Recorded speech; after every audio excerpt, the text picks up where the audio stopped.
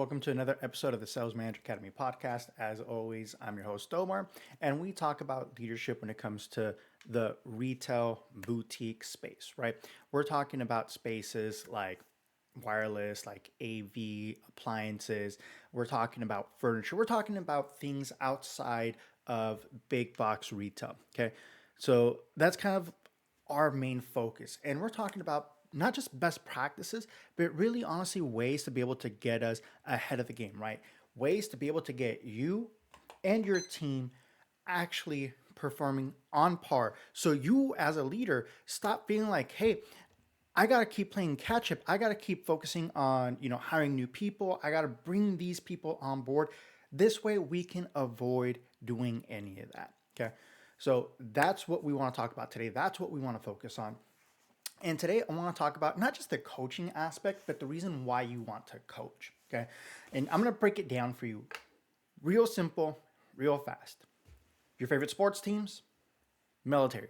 What is one of the things that they constantly do for all their people, especially their elite, right? So if you're talking about professional basketball players, professional football players, if you're talking about golf, tennis, it doesn't matter what sport, okay? Football, soccer, right? Or if you're talking about, military, if you're talking about spec ops, if you're talking about the elite, even down to the basic, right? Your private, it's repetition, it's practice. It is focusing in on constantly really perfecting the basics of what you do. That way you don't have to think about it when it comes to game time, when it comes to the actual, field of play. You don't have to think about it. And that's honestly the reason why coaching is so important. You need to really focus in on what your team is doing, on what they're constantly doing on a day to day basis. If you're constantly just focusing in, I'm just going to give them feedback after an interaction, that's great. Okay. That's a starting point. At least you're doing something that you weren't doing before, right? But imagine if during those slow time, because you guys know you're going to go 15, 30 minutes, sometimes an hour to 2 hours in between clients and customers. What are we doing during that downtime? Are you just focusing in on doing admin stuff, right? Administrative. Just make sure your paperwork is good. Make sure you're focus in on the stuff that's actually going to help you close sales. Okay. On the operational side, operations really don't take that long, especially in the spaces that you guys work with, right? In the AV space and appliance space, you guys have somebody already dedicated to do, most of the inventory because you guys have a lot of small pieces that you're working with, right? Same thing in the furniture world. In the retail world, when it comes to wireless, there's not a lot, excuse me, there is not a lot that you're really focusing on that needs your constant attention to operations. You can hire somebody to do that if you have multiple locations as an owner operator. But when it comes to really focusing in on what you need to focus on as a sales leader, is making sure your teams know the basics. They can do the basics without needing to constantly think about it. Because what kills an interaction is when they can't really answer in real time. And I get what you're going to say because I've been there. Both as a leader, as an individual contributor. Yes, if you don't know something, no worries, grab one of us so we can help you. Great. What happens when you're not there? Because a lot of you guys will run very short schedules, very skeleton schedules, right? Or skeleton crews, where it just might be one individual on the floor, even though you have 3 to 5 people scheduled. Why? Because some of them are going to be out in the field working with clients, customers, or they're going to be in meetings with clients and customers. They're not going to be physically in the locations, right? In wireless retail, a lot of you guys, run one-on-one schedules where a lot of the days they're going to be by themselves for a little bit, right? Once you start getting your locations to really start producing, sorry guys, it's the cold weather got my lungs kind of acting up a little bit. But once you got your team really performing, you're going to be able to afford to have other people come on board because you're raising their level of performance. You're raising the bar for the bare minimum. And that is super important as a leader because if your expectations are going to be super low for bare minimum when it comes to your people, then what the hell are you doing? Why are you bringing them on board? You know they're going to end up leaving within that 90-day period. But Omar, you said if you bring them in, I need to give them 45 to 90 days. Yes, your existing people need to constantly be trained up. You got to skill up. Once you have your new people, it's the same concept. You're essentially running drills, right? You're role playing, you're asking scenarios, you're having them think through what they're going to say, how they're going to say it, when they're going to say it. Okay. If you've downloaded the 15-minute reinforcement training guide, that's exactly what you're doing. You're spending little bits of time reinforcing those constant behaviors that they're constantly going to be doing. You want them to perfect their greet, their transitions, the type of questions that they're asking, how they're asking those questions. More importantly, what are they doing during those interactions? Are they the ones jumping in and answering for the customer? Are they asking yes and no questions and not really getting any true feedback from what's going on in the interaction? Or are they asking open-ended questions and shutting up most of the time to let the customer answer those questions and let them really go more in depth into what they're actually needing and wanting? Because oftentimes, clients and customers are willing to spend a little bit more if there's a lot more value that they can see that they're getting from it. Because you know what? I went to this other competitor and they quoted me something that was $5,000 less.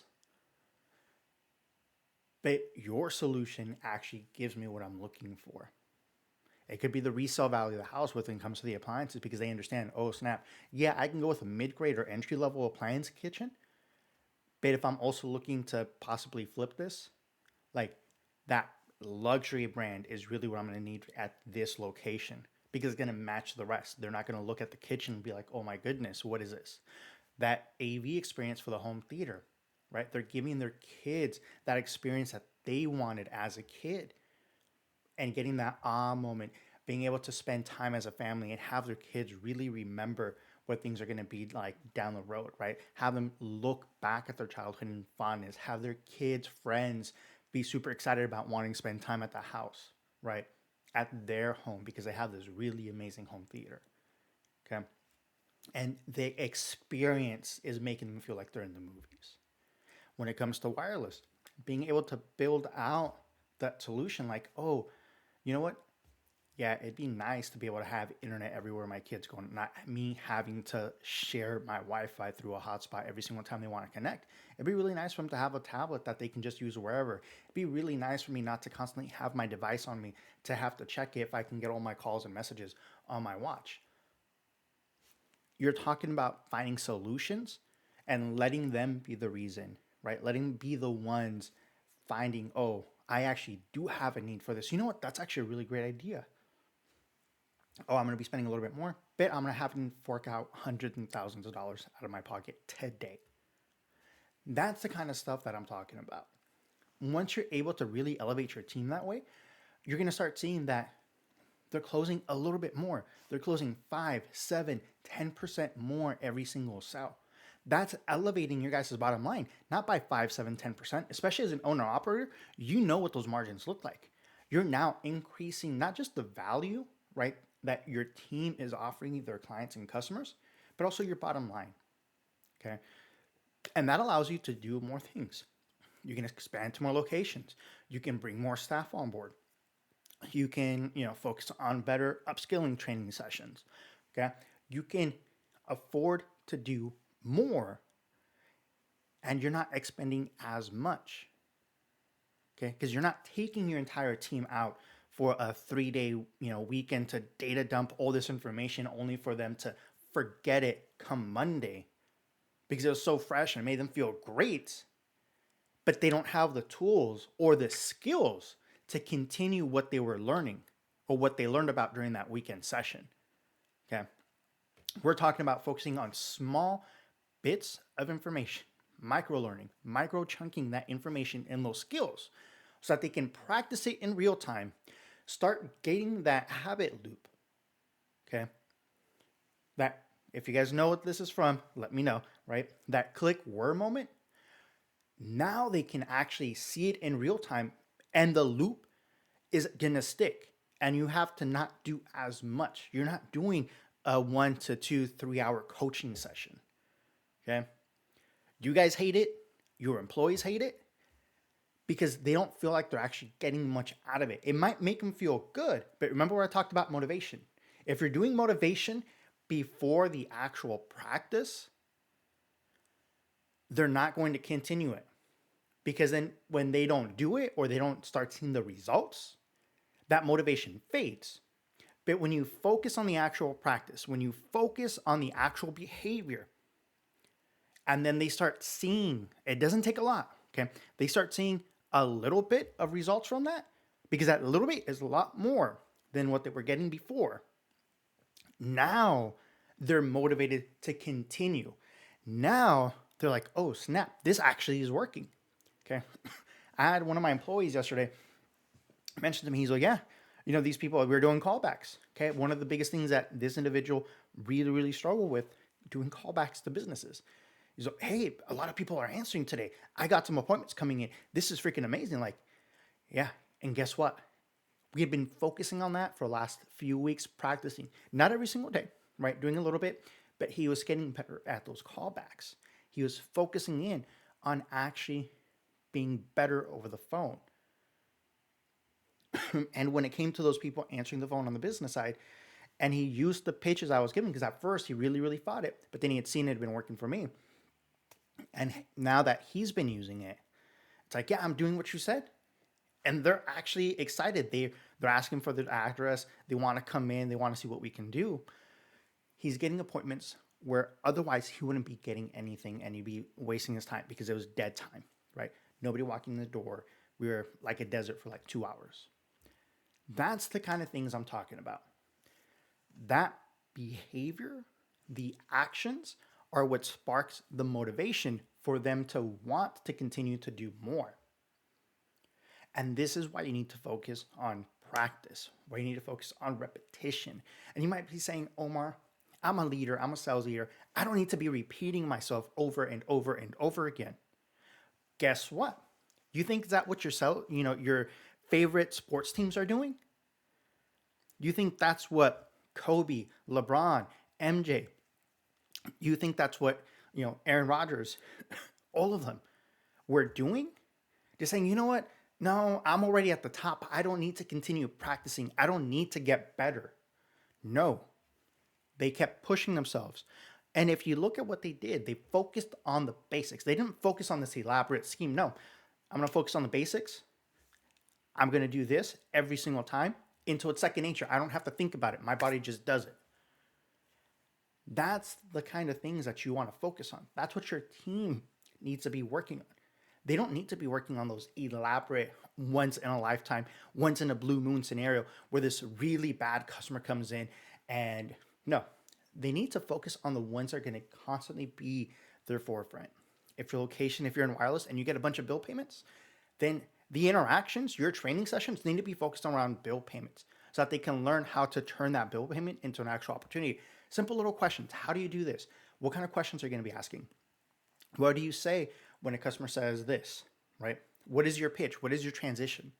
When it comes to AV solutions, they have to have some kind of foundation and ask better questions so that the customer understands, like, oh shit, there's a lot more to this. Because your customer comes in, your client comes in, and they're, yeah, I'm looking for a home theater. I have this space I'm trying to convert. And your guys jump into, oh yeah, what kind of quotes do you have? What's your budget? Instead of asking, okay, what kind of room are we working with? What kind of environment? Because that flips the script on your customer. Like, well, it's an open concept. It's a, dedicated space. It's a room I'm converting, right? That's not wired for it.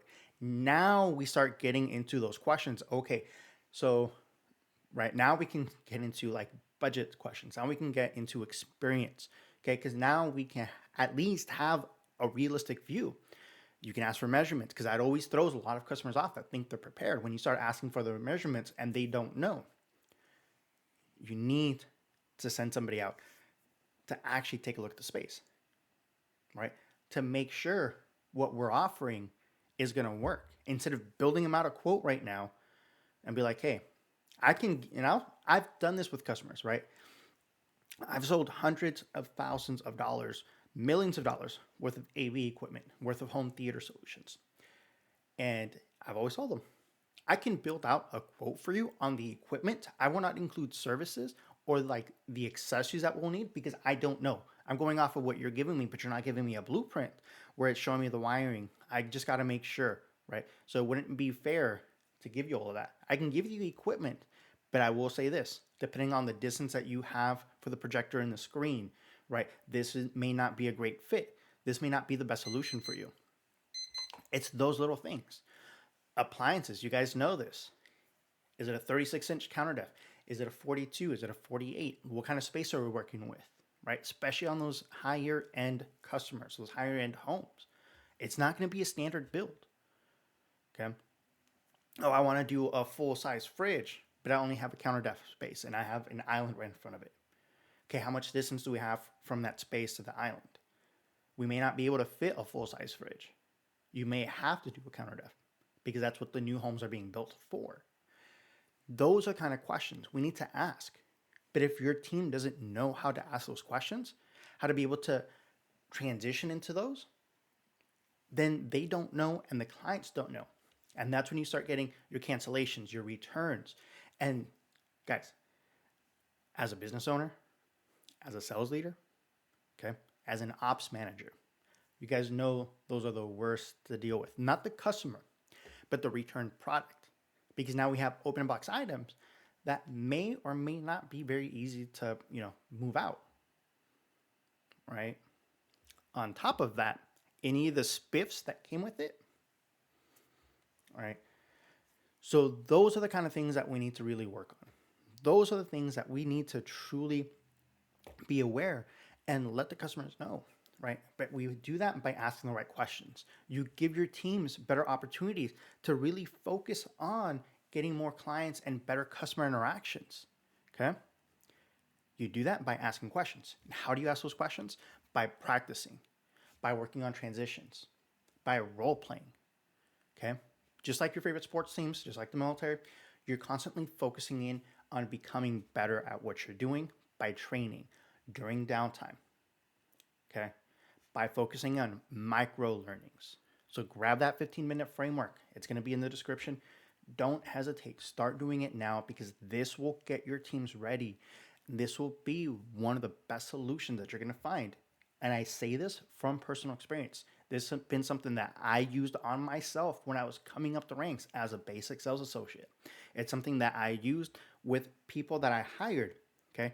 With people that were hired for me when I didn't have a say as to who I was getting as a team to help turn them into not just, and I'm talking, when I say adequate salespeople, I'm talking about people who didn't have a customer service background, people who didn't work in sales, people who never held a customer facing position to turn them into adequate, decent sellers, okay, within a couple of months to phenomenal producers in a very short period of time.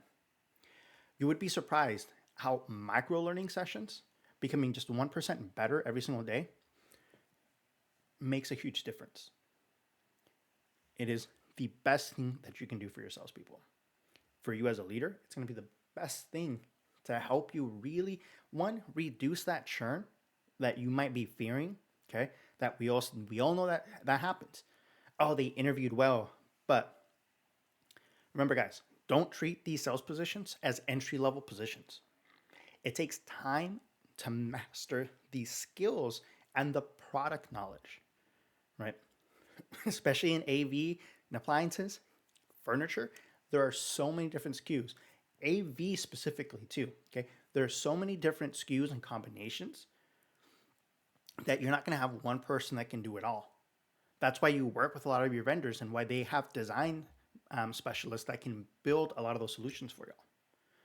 But we can't get there if we're not asking the right questions at the beginning to really build up the value as to why this is going to be a great solution, right? Sometimes we got to slow down to be able to go fast. Don't go fast because that's where you're going to burn a lot and you're not going to get a lot of mileage. Slowing down is going to give you more opportunity to really go further and to have a better customer experience. Not just for you as a company. I'm talking about that client customer experience is going to be phenomenal. Okay. So, guys, let me know what you guys think in the comments. Please hit that like, share, and subscribe to the channel. I do want to hear more of what you guys' thoughts are. Like I said, this is about helping you become better as sales leaders and helping you develop and coach up your teams so that they become better at what they're doing to make your life easier. Thanks again, guys, for stepping into another episode here at the Sales Manager Academy podcast. As always, I'm your host, Omar, and I'll catch you on the next one.